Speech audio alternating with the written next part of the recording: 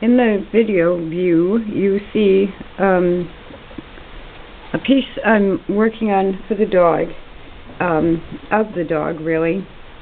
And it was a hanky that I just kept in my pocket all the time, and now I gave it some batting and a denim background, and I just kind of want to make it into a square.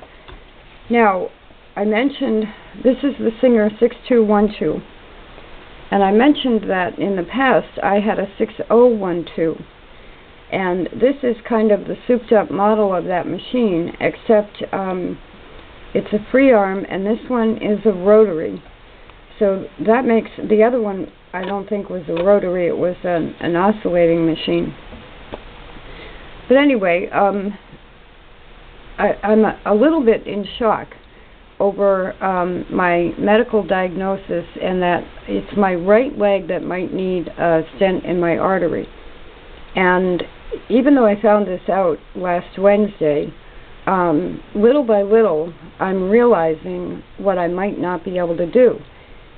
And if I can't ride an exercise bike, use my treadles, spin yarn with my bigger wheel, and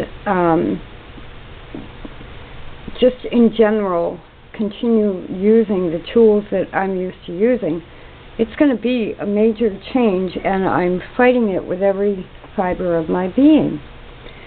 So today I'm forcing myself to use the 6212 when I really would like to be getting the 1588 as a hand crank over here and use an antique machine.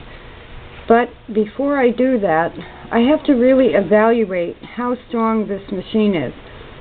It's more comparable to a Singer 237 as far as features. It's got a couple of extra stitches that the 237 doesn't have.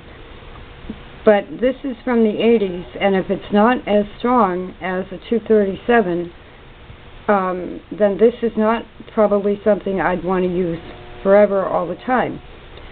So we're in a, what do you mean I have to use this kind of stage?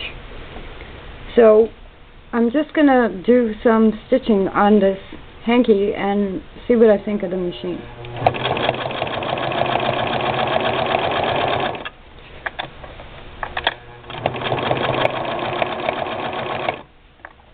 Now, it's heavier than my brother. It weighs about 25 or 30 pounds.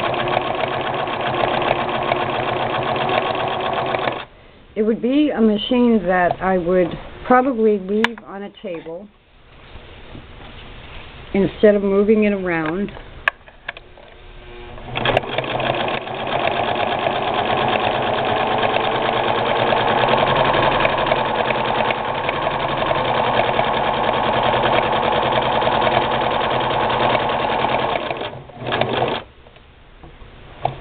It sews, excuse me, it sews wonderfully. I can't complain about the stitching at all.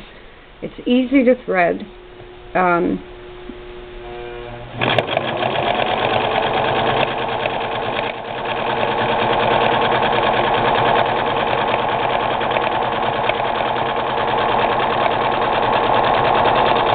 It's got a push button reverse, so you have to kind of grab with your four fingers the top of the machine and then push in the reverse button. So far I've found nothing wrong with it, but again, it's a huge change from antique machines if I'm not going to be able to, use them the way that I want it to. Now this piece is one that I may actually machine embroider the face, but first I would put in a background, probably of the cross hatching that I talked about yesterday. So that's the reason I'll be using the 6212 for a while. I may very well just go right back to my 1588 or one of the other machines and just either only use them for a few minutes at a time, or use them as hand cranks instead of treadles if it comes to that. So this is a little bit annoying that you have to kind of grip the machine to push in the reverse button. A little bit annoying.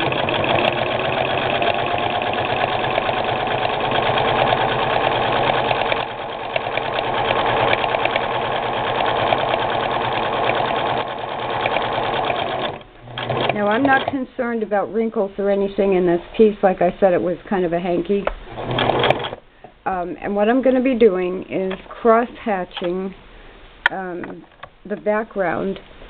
So I'm going to start with lines vertically, horizontally, and diagonally about an inch apart.